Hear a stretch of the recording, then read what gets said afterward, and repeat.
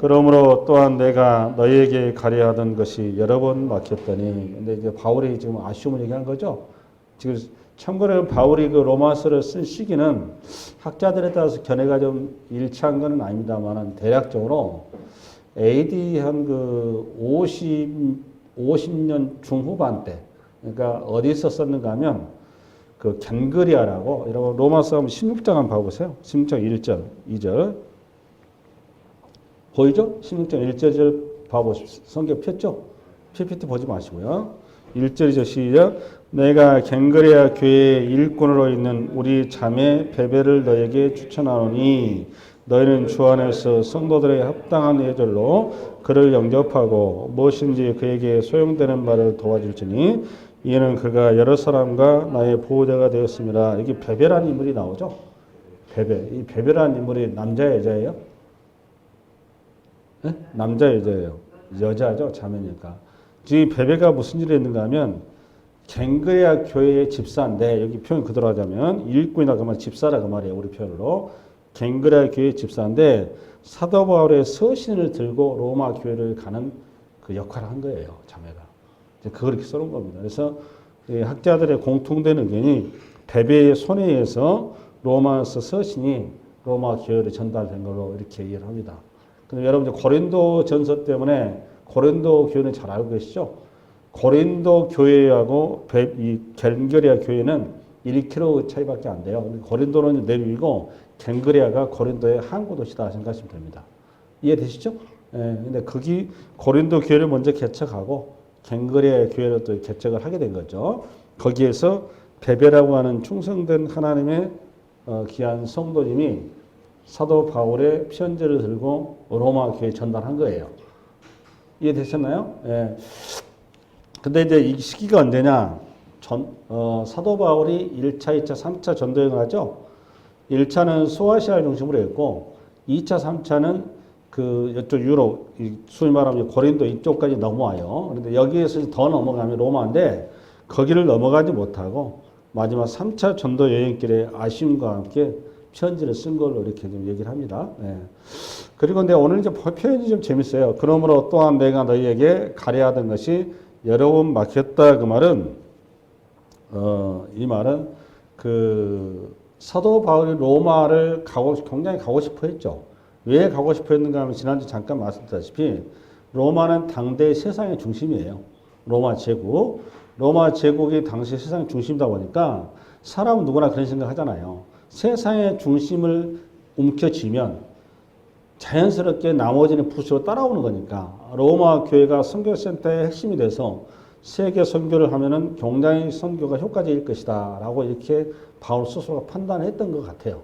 그래서 로마로 가고 싶었는데 그게 여의치 않았어요. 왜 여의치 않았느냐? 요거는 로마서 15장 20절 좀 봐볼까요? 20절. 본인이 얘기를 하면 답을 20절. 여기 PPT 없어요? 20절 봐보세요. 15장 20절. 시작. 또 내가 그리스도의 이름을 부르는 곳에는 복음을 전하지 않기를 힘썼노니 이는 남의 터 위에 건축하지 아니하려면 요것 때문인 겁니다. 그러니까 로마는 이미 사도 바울이 복음을 전하기 전에 이미 교회가 세워졌다고 그랬죠. 맞죠? 근데 요거 로마가 교회가 세워진 이유는 지난주에 설명을 했어요. 오순절날 성령의 체험을 하고 최대 교회가 발행을 할 때 그때 오순절날 디아스포라 유대인들이 로마에서 왔다가 그들이 예수를 믿게 돼서 자기의 터전으로 넘어가서 거기서 교회를 세웠다 그 말이에요. 바울이 세우기 전에. 이해됐죠? 그러니까 사도 바울의 원칙은 교회가 세워진 것은 본인이 복음을 안 전한다는 거예요. 이게 큰 원칙이었다는 겁니다. 그러니까 교회가 세워지지 않았던 소아시아와 그때 당시 이 시기에는 그리스 땅이 유럽의 전체를 이해했단 말이에요. 유럽을 전도를 했다 그 말이에요. 이해됐죠? 네, 그런 얘기를 오늘 20절 이렇게 한 겁니다. 여러 번 막혔더니 이 말이 그 말이에요. 그 다음에 23절 시작. 이제는 이 지방에 일할 곳이 없고 또 여러 해 전부터 언젠지 서바나로 갈 때 너희에게 가기를 바라고 있었더니 이제 서바나를 갈 때 로마를 거치고 싶었다 그 말이죠. 그럼 서바나가 어딘지 알아셔야 되잖아요. 서바나가 예전에 이렇게 지도를 좀 괜찮게 그렸는데 지금은 이렇게 잘 안 돼요.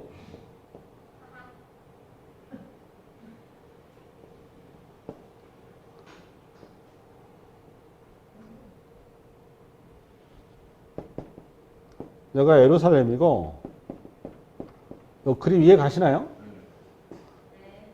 여기가 이탈리아예요. 로마. 옆자리가 그리스 땅이고, 여기가 터키고, 예전에는 이게 안디옥이라고 사도 바울이 이제 여기에서 이제 복음의 그 선교사로 파송을 받았던 곳이 안디옥이라는 곳에 이 터키 땅이에요. 안디옥이. 그래서 이 구브로라고 이제 그 바나바의 고향에서 선교 1차 했고, 2차는 이렇게 해서 그리스 땅까지 갔고, 3차는 똑같은 코스예요. 2차로. 이런 코스로 갔는데, 문제는 여기 갱그레아라는 요쪽 됩니다. 근데 여기서 바로 건너면 로마인데, 여기 시칠리아 있고, 이거를 못 건너갔다 그 말이에요. 왜 못 건너갔다고요? 이 땅은 이미 교회가 서 있는 땅이니까. 대신 어디를 전도했다고요? 아시아 땅과 유럽 땅을 전도했다 그 말이에요. 저기 됐어요? 그럼 서바나가 어디냐? 여기가 서바나입니다. 그러니까 이때 당시의 그 인식 세계에서는 바다가 끝이 있다고 생각을 했죠. 바다 넘어가면 절벽에서 죽는다고 생각했단 말이에요. 바다는 감히 이렇게 갈 생각을 못 했는데, 이 서바나라는 땅이 스페인 땅을 얘기하는 겁니다. 스페인, 포르투갈. 이해되셨죠? 그러니까 땅 끝이다 이해했습니다. 그러니까 가는 길에 로마는 이미 교회가 있고, 여기는 됐고, 내가 교회가 없는 이쪽으로 가고 싶다 그 말이에요. 이쪽에 가는데, 여기 가는 걸 너희들이 나를 파송해 주라 이번 얘기 한 거예요. 파송해 주라. 다시 한번 이거 우리 23절 봐볼까요? 23절. 시작. 이제는 이 지방에 일할 곳이 없고, 여기 이 지방이라 그 말은 그리스 땅과 이 아시아 땅을 얘기하는 거예요. 여기에는 이미 교회가 다 세워졌고, 그러니까 사도 바울이 얘기한 교회가 세워졌다 그 말은 개척을 얘기하는 겁니다. 이미 교회 개척이 됐고, 이 지도자가 세워졌으면 내가 이제 거기서 할 일이 끝났다 그 말이에요. 그러면 본인이 할 일은 로마도 이미 여기는 교회가 있으니 여기도 내가 할 일도 아니고, 그럼 어디다고? 여기다가 말이에요. 교회가 없는 서바나. 난 여기를 가고 싶다. 그 얘기를 하는 거죠. 그래서 이제는 이 지방에 일할 곳이 없고, 또 열흘 전부터 언제든지 서바나로 갈 때 너에게 가기를 바라고 있으니까, 그러니까 서바나로 가기는 가는데 왜 하필 로마가 이미 있는데 로마 왜 가려고 했느냐라는 거잖아요. 왜 가려고 한 거죠? 로마에? 그게 이제 24절 나와요. 24절 시작. 이는 지나가는 길에 너희를 보고 먼저 너희와 사귐으로 얼마간 기쁨을 가진 후에 너희가 그리로 보내주길 바람이라. 이게 첫 번째입니다. 이게 첫 번째, 지워도 되겠죠? 네. 중요한 거는 오늘 설교 제목에 맞춰서 사도 바울의 세 가지 부탁이 있죠? 첫 번째 부탁이 뭐예요, 지금?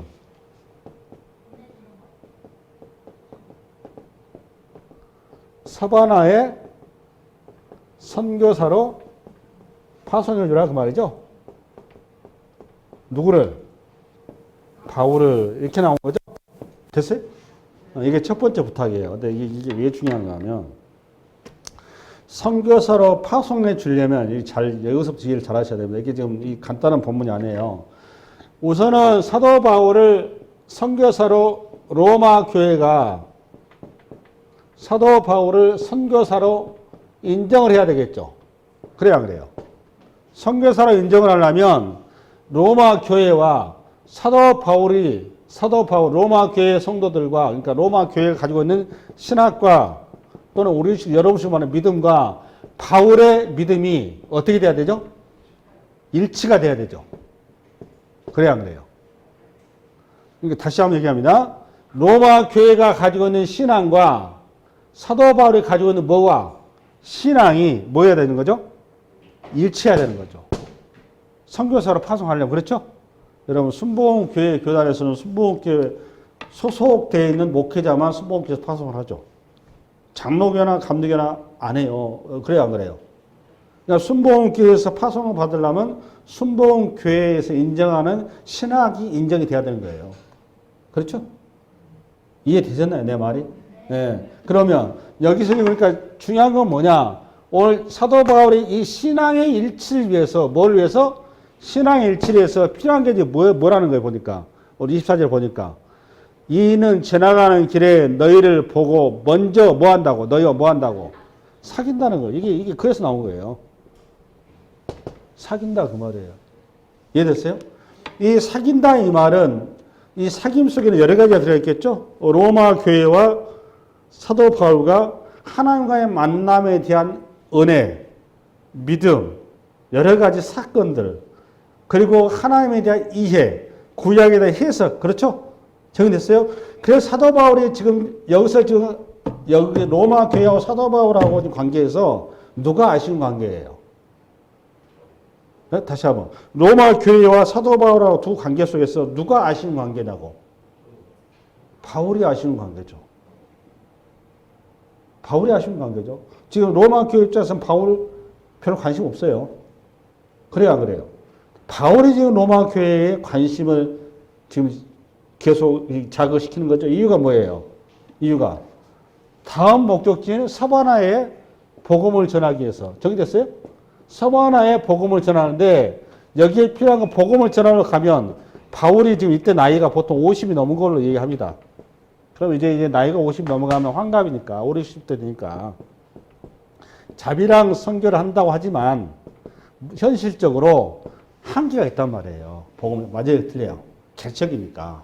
그동안에 사도 바울이 복음을 전한 데서 이 물심양면으로 본인도 물론 자비랑 사역을 했지만 물심양면으로 이 사역을 이끌어줬고 서포트했던 데가 어디였었어요? 그동안은 안디옥이었었죠? 맞아요, 틀려요. 안디옥이었단 말이에요. 안디옥교회였었는데 이 서바나로 가는 길은 안디옥에서 너무 거리가 먼 거예요. 그렇죠? 이 머나먼 거리에 있는 서바나는 이제 안디옥에서 나를 서포트해서 내가 거기 사역하기에는 한계가 있으니 너희들이 나를 서포트해달라 그 말입니다. 그래서 너희들이 나를 서포트를 하려면 뭐가 필요한 거죠? 바울이 어떤 사람인지 그거 알아야 될 거 아니에요. 맞아요, 틀려요? 그러니까 바울의 자기소개서를 쓴 게 그동안의 내용이다 그 말이에요. 얘기하려고 그런 거예요. 정리됐어요? 로마서 1장부터 15장까지 전체 스토리 내용은 뭐냐? 내가 누구라는 것을 지금 내 신앙이 뭐라는 것을 바울이 그거를 절체절명의 상황에서 로마 교회를 지금 설득하는 자기 신앙 고백이라니까요. 이해됐어요? 이 신앙의 고백이 로마 교회가 가지고 있는 신앙과 일치해야 되는 거죠. 일치가 안 되면 다음 스텝이 안 되는 거란 말이에요. 아주 중요한 겁니다. 이거는 지금. 그 얘기를 24일 이렇게 한 거예요.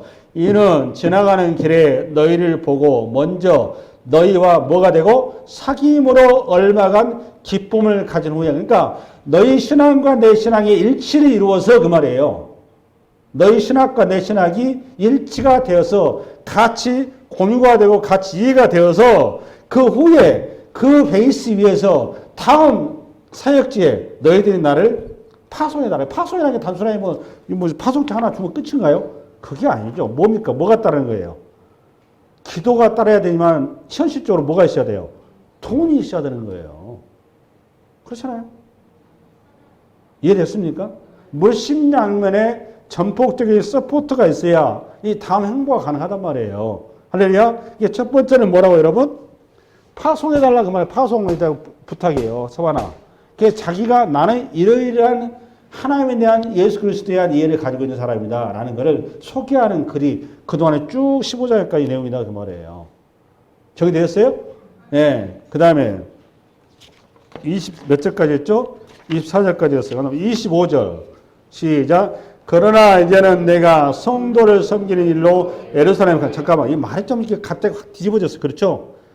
아니 그럼 파송한다면 그럼 네가 바로 와야지 이렇게 되잖아요. 그럼 네가 언제 올 건데 이렇게 됐을 거 아닙니까? 그 말 끝에 내가 지금 바로 못 가고 좀 여기서 마저 내가 할 일이 있다 그 말이에요. 이 끝에 중요한 거는 여기서 할 일이 있는데 예루살렘에 간다는 거예요. 예루살렘에 가는데 무슨 일로 가느냐? 성도 섬기는 일로 간다 그 말이에요. 무슨 일 이해하세요? 성도 뭔 일로? 성도를 섬길 그 성도 섬길 일이 뭔데? 그 26절 이 속에 사도 바울의 직간접적인 두 번째 부탁이 나온단 말이에요. 20절 시작. 이는 마게도냐와 아가야 사람들이 예루살렘 성도 중 가난한 자들을 위하여 기쁘게 얼마를 연보했습니다. 연보에 대해서는 여러분 제가 고린도후서 그 9장하고 10장인가 아마 그게 있을 거예요. 연보에 대한 신학은 여러분이 가지고 계셔야 됩니다.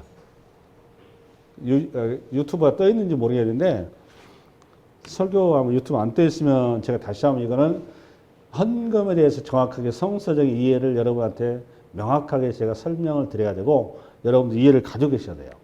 연보에 대해서는 고린도 후서 9장인가 10장인가 알고 있는데 우선은 이거예요. 지금 로마로 지금 바로 안 가고 예루살렘으로 가는데 뭐 한다고 여러분? 예루살렘으로 가는데 이유가 뭐라고?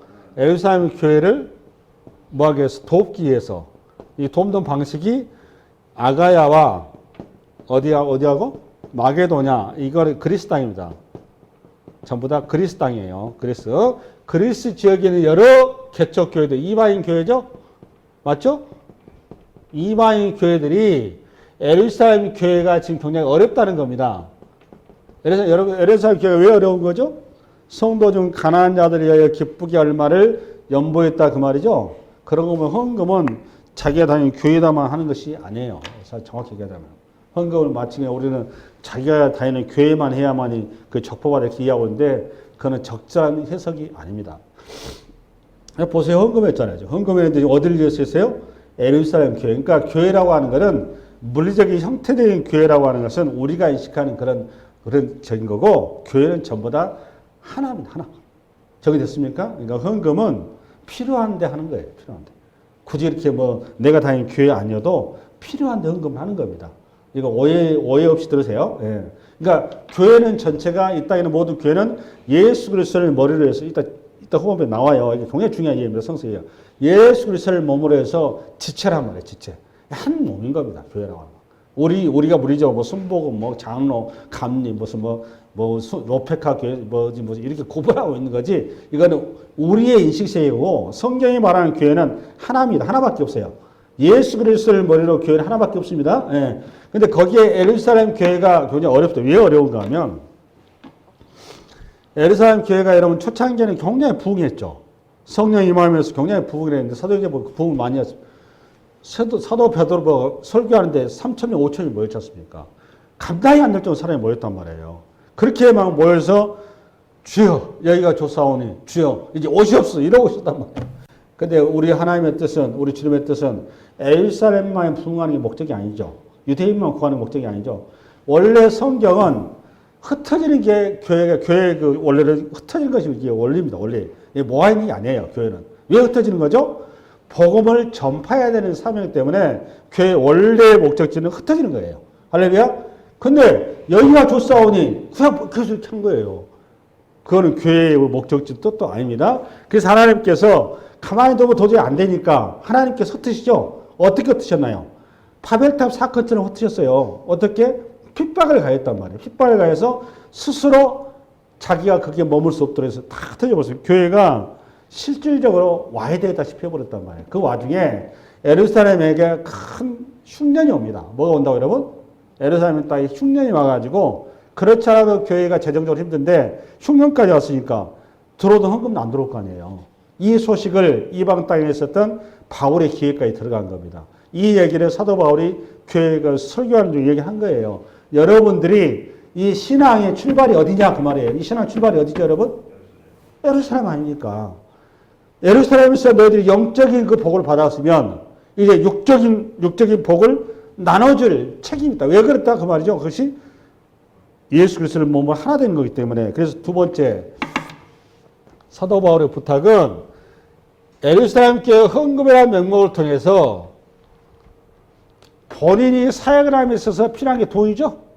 두 번째 부탁은 뭐예요? 그러니까 헌금을 부탁한 겁니다. 헌금을 부탁한 거. 어디 누굴 내가 서바나로 사역을 할 때 너희들 나를 물질로 지원해주라 그 말이에요. 이거를 직간접적으로 입시적으로 하는 거예요. 교회가 무엇인지를 설명을 하면서 이해됐습니까? 그 다음에 20 몇 절? 27절인가요? 네, 27절 시작. 저희가 기뻐서 하였거니와 또한 저희는 그들에게 빚진 자니 만일 이방인들이 그들의 영적인 것을 나눠 가졌으면 육적인 것으로 그들을 섬기는 것이 뭐하니라? 마땅. 여기 마땅이라 그 말은 정확히 표현은 솔직히 해석이 좀 우리식으로 편하긴 하는데 의문이라 그 말이에요. 정확히. 의문. 그러니까 교회는 하나다 그 말이에요. 하나다. 우리는 예수 그리스도의 몸으로 하나로 부름받았다 그 말이고. 그 다음에 28절. 시작. 그러므로 내가 이 일을 마치고 이 열매를 그들에게 확증한 후에 너에게 들렀다가 서바나로 가리. 여기까지 두 번째 사도 바울의 부탁이죠. 서바나로 가는 길에 지금 아가야와 누구? 저 마게도냐의 그 교회가 자금력이 있는 교회가 자금이 없는 예루살렘 교회를 서포트하듯이 너도 나를 서포트해달라 그 말이에요. 이해됐어요? 이거는 두 가지 이중적인 언어를 플레이한 거예요 지금. 그러면서 이 열매가 여러분 뭡니까 여기서 열매가 여기 나온 열매가 뭐예요 정확히 28절 열매가 뭐라고 생각하세요? 그러므로 내가 이 일을 마치고 그러니까 아가야와 마게도의 선교를 마치고 그 말이죠. 이 열매를 그들에게 확증한다. 그들에게 확증한다고 하면 그들이 누구예요 여러분? 네? 여기 그들이 누구냐고. 우선 그들이 누구예요 그들? 예루살렘 교회. 됐어요? 예루살렘 교회에 확증한 후 그럼 여기 열매가 뭐예요 여러분? 열매. 네? 여기 헌금을 얘기하는 헌금. 헌금을 사도 바울이 열매라고 한 거예요. 헌금을. 그러니까 헌금으로 바꿔서 읽을까요? 시작. 그러므로 내가 이 일을 마치고 이 헌금을 그들에게 확증한 후에 너에게 들렀다가 서와나로 가리라. 그러니까 두 번째 사도 바울의 부탁이 뭐라고 여러분? 나를 물질로 혼내달라 그 말이에요. 됐어요? 그 다음에 29절 시작. 내가 너희에게 나아갈 때 그리스도의 충만한 복을 가지고 갈 줄을 아노라. 그러니까 기대해라 그 말입니다. 내가 너희에게 갈 때는 여러 가지 하나님께서 나를 통하여서 하신 여러 가지 일들을 은혜로 하나님께서 어떻게 하나님 역사하시고 세워가시고 하나님의 교회를 이루어 가시는지를 그 모든 간증거리들을 너희들에게 가지고 갈 것이다 그 말이에요. 그 다음에 우리 한번 30절 시작. 형제들아 내가 우리 주 예수 그리스도의 성령의 사랑으로 말미암아 너희를 권하니 너희 기도에 나와 힘을 같이하여 나를 위하여 하나님께 뭐하여 빌어. 세 번째죠. 세 번째. 첫 번째는 나를 사바나로 선교사로 파송해 주라 그 말이죠. 두 번째 임명장만 주지 말고 나를 물신양으로 지원해 주라. 그렇죠? 마지막 세 번째는 뭐죠, 여러분? 기도해 달라 그 말입니다. 기도해 주라. 여기 기도해 주라는 세 가지가 나와요. 세 가지 수호기사가 나가는데 우선 이제 여기서 크게 세 가지는 잡으셔야 돼요. 첫 번째는 나를 사바나로 파송해 주라. 너희들이 나를 선교사라고 나를 피태가 할 수 있도록 내가 그동안 나는 이런 사람이다. 내 신앙은 요거다. 라고 로마서 1장부터 15장까지 쭉 썼다고 얘기했어요. 그렇죠? 이 신칭의 신앙과 산제사의 삶. 그렇죠? 그 얘기를 나눈 거고 너희들이 나의 신앙에서 동감을 하고 동일하고 이해가 된다면 신앙 일치가 된다면 기꺼이 나를 이 복음을 우리만 소유할 게 아니라 믿지 않은 지금 이 복음이 필요한 자들에게 증가해야 되지 않느냐. 거기에 나를 파송해 주라. 내가 그게 앞장서겠다.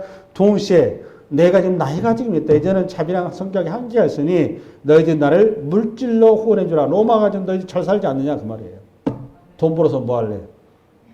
하나님 나라를 위해 쓰라 그 말이에요. 이해됐습니까? 그럼 세 번째 사도 바울이 뭘 부탁했다고 여러분? 기도해 주라 그 말이에요. 여러분 여기 기도해 주라 이 말을 여러분이 평이하게 이해하실 수 있을 텐데 우선 여기 다음번을 가기 전에 잠깐 이 의미를 가지고 좀 가셔야 됩니다. 바울의 영적인 수준을 우리가 이해할 수 있는 부분 두 가지를 여러분 잡으셔야 돼요. 여러분 사도 바울이 사실 로마 교회가 사도 바울 입장에서 어리죠. 다시 한번 로마 교회가 성도들의 신학이나 그들의 믿음이나 그들의 수준이 바울의 수준을 따라갈 수가 없죠. 객관적으로. 내 말에 맞아요? 틀려요? 맞죠? 그러면 수준 차이가 나는데 우리 시기 어른이 얘들한테 너 나 도와줘 이런 말 할 수 있어요? 다시 한번 얘들한테 어른이 너 나 도와줘 이런 말 할 수 있어요? 없어요? 말이 안 되는 거죠. 근데 기도해달라 하면 나 도와줘야지 그 말 아니에요. 쉽게 해서 우리 식구 말하면. 표현을 바꾸잖아요. 예화로 그렇죠? 이 언어 속에 들어가 있는 영적인 의미를 여러분 붙들으셔야 되는 거예요. 그래서 바울이 뭐가 아쉬워서 뭐 바울이 기도해도 되고 바울의 주 기도 뭐야 그 자기 양육한 그 제가 뭐야 그 제자들 공동 제자 교회들을 듣고 더 영빨이 좋은 그 사람들한테 기도해도 되는 거 굳이 여기다 얘기할 필요가 뭐 있습니까? 그렇잖아요. 네. 부담 줄 필요도. 그런데 왜 하느냐? 두 가지입니다. 첫 번째, 바울은 자신이 스타가 아니라는 거예요. 이 얘기하려고 그런 거예요. 이게 아주 중요합니다. 근데 여러분은 그동안 인식세계 속에 우리 한국교회 같은 경우에 교회 자체 대형화시키기 하다 보니까 스타 목사로 자꾸 이렇게 얘기한단 말이에요. 목사의 카리스마 이런 거. 근데 바울의 인식세계에서는 스타 인식 자체가 지금 없는 겁니다. 표현이 좀 그렇긴 합니다만은 목회자라는 자리는 스타가 아니다 그 말이에요. 이게 중요해요. 이해됐어요? 그리고 주의 일은 그래서 두 번째 우리는 바울을 스타로 이해하지만 바울 본인은 그렇게 이해를 안 하고 있다고요. 두 번째 하나님의 일은 내가 도와주는 것이 아니고 내가 쓰임받는 것이다 그 말이에요. 아주 이게 중요합니다. 하나님 앞에 내가 도와주는 것이 아니라 나는 하나님 앞에 쓰임받고 있다 그 말이에요. 그 쓰임이 어디냐?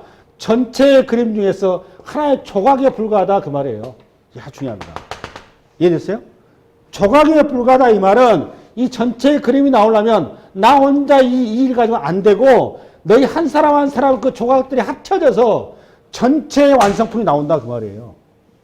이 다음 장에 나온 여러분 이게 무난하나 그 말에 대한 설교의 기초 자산이에요 이게 사실은. 이건 제가 여러분한테 교회 책이나 설교할 거예요. 아주 중요한 내용입니다 이게 지금. 교회를 이해하고 교회가 무엇인지를 교회론을 이해하는데 아주 기본적인 원리입니다. 원리. 근데 여러분이 그동안 이해하고 있는 그런 교회가 아닙니다. 다 내려놓으셔야 됩니다. 바울이 지금 이 두 가지 얘기한 거예요. 첫 번째, 나는 스타가 아니다. 하나님 앞에 나는 쓰임받는 자리, 내가 하나님을 도와준 자가 아니다. 나는 조각품에 불과하다 그 말이에요. 한 조각. 근데 나머지 이 조각들, 너희들이 그 조각이다 그 말이에요. 그러니 너희들이 너무너무 뭐하다? 소중하다. 그러니까 너희들이 나와 같이 협업되지 않으면 내 사역은 할 수가 없는 것이다. 이럴 수가 없다. 그럼 여기서 어느 것이 중하고 약하고 경중을 얘기할 수 있는 게 아니다 그 말입니다. 이거 아주 중요한 얘기입니다. 이거. 교회를 이해하면서 이거 아주 중요한 겁니다. 이거는. 근데 이해가 안 돼 있단 말이에요. 자꾸 자본주의를 가지고 있지. 수평적인 관계를 이해해야 돼. 자꾸 수직적인 관계를 이해한단 말이에요. 이 세상이 그러니까 우리 인식세계가 교회에 대해 이해도 그렇게 하고 있단 말이에요. 그렇지 않습니다. 교회가 구성이 되면서 이 예배가 구성이 되려면 이 설교냐만 있어야 되나요? 아니에요. 사회자도 있어야 되고 기도한 자도 있어야 되고 이게 색소폰도 있어야 되고 여러분 각자의 집사님 성도 한 분 한 분들의 각자의 그 소중한 역할들이 있단 말이에요. 그게 묶어져서 교회라고 예배가 구성이 되는 거지. 뭐 설교 하나 가지고 웃기지 마세요. 우리가 그렇게 얘기하면 절대 안 됩니다. 아멘? 아멘.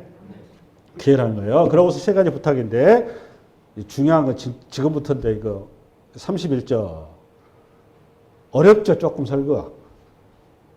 이렇게 이게 간단한 내용 같이 간단해 보이는데 그렇게 안 간단하죠. 들어보니까. 성경이라는 게 그렇게 간단치 않습니다. 30절 시작. 나로 유대에서 순종하지 아니하는 자들로부터 건중을 받게 하고 또 예루살렘에 대하여 내가 섬기는 일을 성도들이 받을 만하게 하고 저기 31절의 기도 제목, 소기도 제목 이제 두 가지가 나와요. 소기도 두 가지 나왔죠? 그 두 가지 하나가 뭐예요? 이제 여기서 시간이 많이 갈 거예요. 첫 번째가 뭡니까? 기도가 세 번째 기도 제목, 소기도 제목인데 1다시 이제 뭐예요? 첫 번째? 신변의 안전을 위해서 기도해달라 그 말이에요. 그렇잖아요. 나로 유대에서 순종하지 아니하는 자들로부터 건중을 받게 하고 이게 첫 번째 기도 제목이죠. 그래요 안 그래요? 이해됐어요? 이해돼요?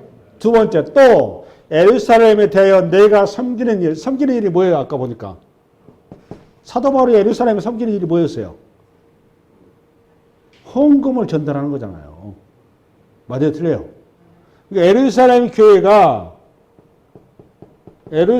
교회가 사도 바울이 전달하는 이방인 교회 헌물을 예루살렘 교회가 받을 수 있도록 이들이 기꺼이 받을 수 있도록 이걸 기도해 달랍니다. 여러분 지금 말이 안 되죠, 좀. 그쵸? 웃기죠? 여러분들 입장에서 웃기잖아요. 이걸 좀 놓고 요거는 사도 바울 입장에 굉장히 큰 기도 제목이죠, 지금. 이 성경에 기록될 정도니까. 맞아요, 틀려요? 세 번째, 32절. 32절.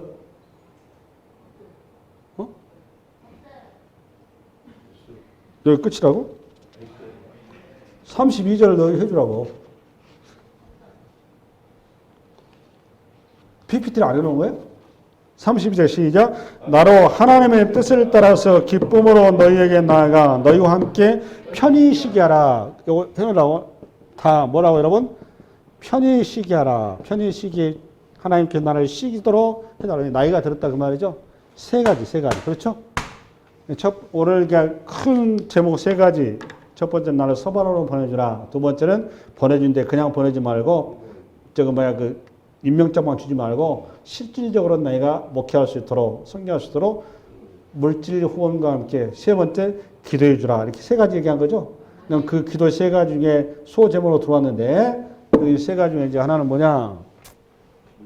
신변 안전이죠. 신변 안전. 잘 들어봐 보세요. 이제 이걸 여러분 역사의 배경을 이해하셔야 됩니다. 여러분 이해가 좀 안 가잖아요. 이게 좀 그렇죠? 여러분 사도 바울의 그 원래 신분은 예수 믿기 전에 뭐였죠? 네? 사도 바울이 원래 예수 믿기 전에 뭐였어요? 신분이? 우리 로페카 순복음교 수준이 이렇게밖에 안 되나? 가말리엘 학파의 바리새인이었단 말이에요. 바리새인이 뭔 줄 알죠, 여러분? 네? 바리새인이 뭔 줄 알죠? 바리새인이라면 지금으로 말하면 독립운동가 같은 이런 존재라고 보시면 됩니다. 독립운동가 같은 신학진 우리나라 기준으로 하자면 그 율법 교사예요. 쉽게 해서. 그러니까 성경에 대한 박약한 지식을 가지고 있는 사람들이고 신앙의 청교도자들, 그러니까 요 개신교로 말하면 청교도 운동하는 그 신앙 운동, 개신교 운동이죠. 그게 바리새인이라고 생각하시면 됩니다. 기독교의 청교도. 근데 이 가말리엘은 뭐냐? 유대교, 그러니까 쉽게 해서 율법 그 대학 중에서 학파 중에 가장 최고를 치는 학파였습니다. 그러니까 지금으로 말하면 서울대 법대 출신이라고 생각하시면 돼요. 정리됐어요? 근데 여기에 차기 수장을 준비하고 있었던 사람이 사도 바울이었습니다. 이 바울이 예수님과 나이를 한 4, 5살 차이 나지 않을까. 어리다 그 말이에요. 그러니까 사도 바울이 요즘 그 조조시대로 말하면 암행에서 마패를 가지고 그 예수쟁이들 때려잡겠다고 전국을 헤비찍고 돌아다니다가 누구를 만나죠? 스데반을 만나죠. 스데반을 만났는데 스데반을 순교할 때 소위 말하는 바울이 그 주동 인물이었었습니다. 스데반에 돌로 쳐 죽이라는 명령을 내린 사람이 사도 바울입니다. 그 스데반이 근데 굉장히 성경에 보면 지혜와 뛰어나고 아주 그러니까 표현 중에 굉장히 뛰어납니다. 스데반의 표현이 아주 뛰어나요. 그러니까 뭐 사도행전에 기록된 인물 중에서 가장 뛰어난 인물로 묘사가 되어 있어요. 스데반이 영적으로나 지적으로나. 근데 그 뛰어난 설교에도 불구하고 스데반은 돌에 맞아 죽고 한 명도 전도된 사람이 없었어요. 그렇죠? 그러니까 설교 잘한다고 전도된 거 아니에요. 근데 설교 별로 헤비지고 하는 베드로 같은 경우는 3천, 5천이 모여졌단 말이에요. 갈릴리 그 촌놈이 설교하는데도. 그 스데반의 죽음을 자기가 면전에 목도했는데 사도 바울이 다메섹 상에서 주님을 만나죠. 주님을 만나고 나서 거기에서 뒤집어지죠. 사도 바울이 뒤집어진 다음에 그가 항상 가슴 아래로 자기 가슴에 한 곳에 항상 자리 잡은 사람이 누구였을까요? 스데반이죠. 내가 봐서 스데반입니다. 사도 바울이 겸손할 수 있었던 결정적 이유 중에 하나도 나는 스데반이라고 생각합니다. 평생에 목회하면서 아마 큰 짐으로 가지고 있었을 거예요. 사도 바울은. 내가 그런 귀한 하나님의 종을 내가 돌로 쳐 죽이다니. 그가 해야지 못했던 그 사역을 나라도 대신 조금이라도 할 수만 있다면 그나마 좀 빚을 갚을 수 있지 않을까. 라는 심정으로 사도 바울이 한번 목회 얘기를 하고 갔지 않았었을까. 저는 그렇게 생각을 합니다. 그래서 바울의 사역에 결정적인 동기와 힘을 주었던 인물이 누구냐고 저한테 물으면 저는 스데반이라고 감히 추천하고 싶어요. 그렇지 않았겠습니까? 생 사람을 죽여버렸으니까. 무지해가지고. 알고 보니까 그 사람이 영웅이, 그 사람이 진짜였었는데 자기가 죽여버렸단 말이에요. 그 앞장서서. 그러고 대낮에 우리 주님 만나고 보니까 큰 오리를 자기가 쳤던 거란 말이에요. 그렇죠? 네. 할렐루야. 그런데 이 당시에 본론은 뭐냐? 당시에 유대교 입장에서는 개종한 그 사도 바울이, 봐보세요. 이 가말리엘 학파에게 차기 수장을 준비할 친구가 개종을 해버렸으니 유대인들 입장에서, 유대교 입장에서는 바울이 지금 매국노죠. 돈을 맞아 죽여야 될 사람이잖아요. 그렇죠? 그러니까 사도 바울이 죽을 거면 여러 번 넘겨요. 그래서 고린도후서 11장에 보면 오직 하면 동족의 위험과 이런 표현이 나오죠. 나와요, 안 나와요? 그러니까 그만큼 사도 바울은 유대 민족에게는 그야말로 있어서는 안 될 존재란 말이에요. 그러니까 그 자기를 증오하고 자기만 보면 죽이려고 지금 준비하고 있는 그 불구덩이 속으로 지금 사도 바울이 가고 있는 거란 말이에요. 그러니까 심지어는 이거는 보장이 되지는 않는다. 오늘 사도행전 강의했잖아요. 어디쯤에서 선지자 딸들, 누가 빌립의 딸들, 선지자들이 가면 포승줄에 결박되니까 가면 안 됩니다. 나왔죠? 그만큼 그쪽이가 가면 지금 사도 바울은 생명을 부지할 수 있을지 없지를 판단이 안 되죠. 그렇기 때문에 그렇게 되어버리면 자기는 순교하면 천국 가면 좋은데 본인이 뭐 오래 사고 싶어서 한 게 아니라 자기가 다음 사역을 하고 싶다 그 말이에요. 하나님의 일이라는 거는 끝까지 우리가 사역을 해야 되는데 아직까지 복음을 못 들은 그들에게 복음을 증거해야 되지 않겠느냐. 그 사역을 할 수 있도록 내가 신변에 앉아서 내리 기도해달라 그 말이에요. 정리됐어요? 두 번째는 뭐냐? 이 두 번째가 아주 중요한데 예루살렘 교회가 뭐를 헌금을 받을 수, 여러분 이게 웃기죠, 그죠? 헌금을 여러분 받을 수 있다 없다. 예루살렘 교회 입장에서 이방인 교회는 우선 취급이 안 됩니다. 왜 그렇죠? 이방인들은 아직까지도 이게 언어는 자꾸 이방인들도 복음으로 이렇게 하나 된다고 말을 하지만 아직까지 뼛속 깊이 그들이 할례랄지 율법으로 이렇게 쩔어 있는데 레위기 법전에 쩔어 있는데 그게 받아들여지겠습니까? 한순간에? 그리고 교회가 타동한 지 얼마 되지도 않는데 그 교리가 있었던 것도 아니고 성경이 있었던 것도 아니고 맞죠? 틀려요? 이 체계화된 것이 아니란 말이에요. 그러다 보니까 지금 이방인 교회 헌금을 예루살렘 교회 헌금을 받는다는 거 이거 대단한 사건이거든. 기적이거든. 기적. 그러니까 이스라엘 백성들의 그러니까 유대 그리스도인들임에 불구하고 유대 율법에 쩔어 있어서 이게 쉽게 용납이 안 되는 겁니다. 이해됐습니까? 그러다 보니까 이 헌금을 가지고 갔는데 안 받을 수가 있는 거예요. 왜 안 받느냐? 요 정도 하면 이해가 갑니다. 어떤 건가 하면 유대인들의 성전에 보면 헌금함이 어디에 위치한 줄 아세요? 이방인도 성전에 들어갈 수 있어요, 없어요? 네?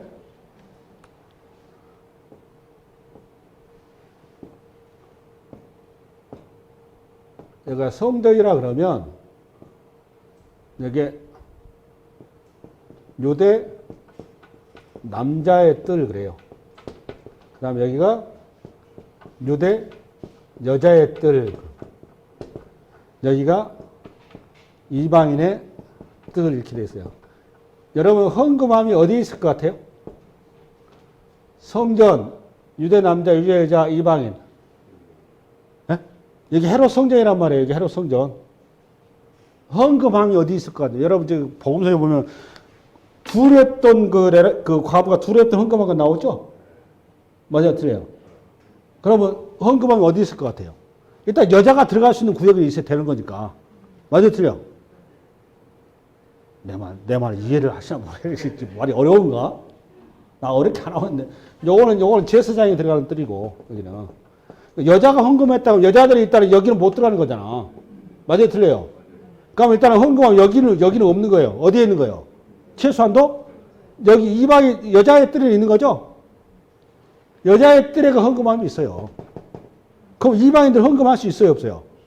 없는 거예요. 구조적으로 헌금을 못해, 이방인들은. 이해됐어요?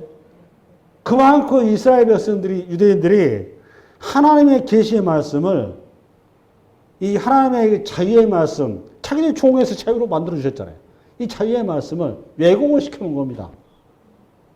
이해됐어요? 이걸 지금 이렇게 뭐 이방의 뜰, 뭐 여자의 뜰, 남자의 뜰, 제사, 이거 누가 만들어 놓은 거예요, 이거? 유대인들이 만들어 놓은 거, 유대인들이. 이 이상한 짓을 해놓은 거란 말이에요. 구조적으로 헌금도 못하게 해놨어요. 이거 이방인들의 헌금은 창녀들의 헌금하고 돼지의 헌금을 이렇게 이해를 했단 말이에요. 그런 인식세계에 있는데 아무리 예수를 받아들였다고 그러지만 예루살렘 교회가 자기들이 아무리 옛날에 조선시대 우리 예전 얼마 전에 그 양반을 고추고도 양반이라고 뭐 이런 거 있잖아요. 자존심에. 그거가 똑같은 거예요, 이게 지금. 이게 간단한 문제가 아닙니다, 이게 지금. 그냥 그걸 위해 사도 바울이 그럼 왜 그러면 이걸 받아야 되느냐? 이게 왜 문제가 되느냐? 안 받으면 두 가지가 문제가 됩니다. 두 가지가. 첫 번째, 여기서부터 신학이에요. 믿음의 보편성이 문제가 되는 거고, 두 번째, 교회의 통일성입니다. 이 두 가지가 문제가 되는 겁니다. 이게 아주 중요한 겁니다, 이거는. 믿음의 보편성이라는 게 뭐죠? 저를 보세요, 저를 보세요. 요것만 그냥 오후에 깊이 설명해야 될 것 같고, 결론만 얘기를 할게요. 믿음의 보편성은 뭔가 하면, 하나님께서 이 땅에 있는 모든 그 하나님에 대한 하나님의 자기 계시, 우리 식으로 말하면 믿음이죠. 하나님의 모든 인생들을 향한 하나님의 자기 계시는 동일하다 그 말이에요. 받아들이는 당사자가 어떤 사람은 10%, 어떤 사람은 20%, 어떤 사람은 100% 받아들이고 하나님의 자기 계시는 뭐하다? 동일하다. 그래서 제가 자꾸 얘기하죠. 하나님의 사랑은 차별이 있다 없다. 이겁니다. 이거. 이해됐어요? 이거를 믿음의 보편성, 이게 문제가 돼. 이걸 얘기한 거예요. 그러니까 유대교의 가장 문제는 지금 차별이란 말이에요. 차별. 그렇죠? 차별이란 말이에요. 차별이 있으면 된다 안 된다? 안 된다. 골로새서 3장 11절 11절로 골로새 3장 11절 12절 골로새서 시작. 거기에는 헬라인이나 유대인이나 할레파나 모할레파나 야만이나 스구디아인이나 종이나 자유이나 차별이 있을 수 없나니. 그렇잖아요. 오직 그리스도는 만유시요 만유 안에 계시니라 나오잖아요. 차별이 있다 없다. 여기 이때 당시 종과 자유인이 웃기는 얘기입니다. 이거는. 헬라인과 유대인이 말도 안 되는 거. 할레파 모할레파. 우리는 이거 너무 쉽게 이 단어를 이해하는데 이때 당시는 이거 어마어마한 얘기입니다. 이게 지금. 신문사에서는. 이해되겠어요? 바울이 이 얘기를 하는 거예요. 대단한 얘기 한 거거든요. 이게 지금. 이거를 바울이 말씀 가운데, 계시 가운데 받은 거란 말이에요. 할렐루야. 그 두 번째, 봐보세요. 교회 통일성에 뭐가 문제되느냐? 헌금 안 받으면, 아까 내가 얘기했죠? 모든 교회는 몇 개다? 하나밖에 없다. 그 말이에요. 누가 머리고? 예수 그리스도가 머리로 나머지 모든 교회는 지체일 뿐이다. 그 말이에요. 이게 통일됐다. 그 말이에요. 그런데 이거를 거부한 거하고 똑같다. 그 말이에요. 헌금을 거부한다. 그 말은. 하나님의 안에서 교회가 하나라는 사실 거부한다. 그 말이에요. 그건 신학이 오르고, 그거는 쉽게 해서 그 표현이 뭐하면 잘못하면 지옥 갈 수도 있어요. 표현이 좀 그렇긴 합니다만. 하나님을 잘못 알고 있는 거예요. 쉽게 해서. 너무 시간이 많이 가서 오늘 여기까지 하고 오후 시간에 예화를 들어가면서 예화를 할 게 많거든요. 이게 오늘 이게 동양 이게 포인트 얘기예요. 포인트인데 한 예화 하나만 내가 드릴게요. 레이세 속죄제 제물 들어가잖아요. 속죄제 할 때 저거 뭐 제사장도 제물로 가지고 가야 되고 이스라엘 백성도 가지고 와야 되고 그다음에 저거 뭐 돈 있는 사람도 없는 사람 다 가지고 나오죠. 속죄제 할 때 이거 하나만 이해하셔도 뭐 여러분 5대 예배 성공한 겁니다. 성경을 찾으면서 하면 은혜스러운데 속죄제 제물이 있잖아요. 제물 그렇죠? 제물이 제사장 같은 경우는 수송아지. 그 다음에 족장 같은 경우는 염소란 말이에요. 그 다음에 이런 평민들은 뭐였죠? 양이야, 양. 잘 봐요. 근데 문제는 평민들이 돈이 있으면 양인데 양이 없는 사람도 있을 거 아니에요. 그러면 돈 없는 사람들은, 그러니까 중간 평민들은 비둘기를 가지고 나온다. 비둘기도 또 산비둘기가 있어요. 더 싼 거. 이것도 없는 사람은 뭘 가지고 나오냐? 고운 가루 한 에바. 이렇게 가지고 나가요. 이거 한 22리터 정도 됩니다. 고운 가루. 그러니까 이거 식물이죠? 잘 들어보세요. 어떤 사람은 숫송아지 아주 큰 거 가지고, 어떤 사람은 이거 밀가루 가져가야 되고, 이거 애물이 이거 썩었어요. 여러분 딱 보니까. 웃기잖아, 이거. 그러면 여러분 일단 속죄의 효과가 어느 것이 클까요? 네? 속죄의 효과가 어느 게 클 것 같아요, 여러분? 숫송아지가 클 것 같죠? 이렇게 이해한 것이 유대인이다, 그 말이에요. 그동안 여러분들이 그 헌금을 많이 내면, 헌금량이 많으면 하나님께 복을 더 많이 주고, 헌금이 적으면 하나님의 복이 줄어든다. 이렇게 이해한 거하고 똑같은 거예요, 여러분들이 지금. 속죄 효과는 동일한 거예요, 동일한 거. 이걸 믿음의 보편성 그러는 거예요. 이해됐어요? 이해되셨어요? 5회 가면 제가 민수기하고 레기하고 네이버를 들어가면서 하나하나 여러분을 그저로 인식적 잘못된 것을 풀어드릴 겁니다. 우리가 모세 5개월 아직 안 끝나니까 여러분들 이게 정리가 안 돼 있는 거예요. 이런 시간을 통해서 자연스럽게 신약과 연계해서 이렇게 풀어드리는 겁니다. 그래서 이런 시간을 통해서 딱 짚어서 이렇게 이해하고 있으면 그때 설교할 때 그게 입체적으로 쏙 들어와요. 할렐루야? 아멘. 여러분 이 한 주간도 우리 주님이 여러분의 주님이시고 우리 주님 만유의 주님이시고 우리 주님은 모두에게 평등한 주님이세요. 예수 믿는 자나 믿지 않는 자나 하나님의 자기 계시는 동일합니다. 다만 그 반응하는 차이뿐이에요. 할렐루야? 그 하나님의 시선에 눈이 열려서 누구도 차별하지 않냐고 누구도 열려있다는 사실에 눈을 뜨시고 복음 증거에 여러분이 꼭 매진하시기 바랍니다. 수고하셨어요.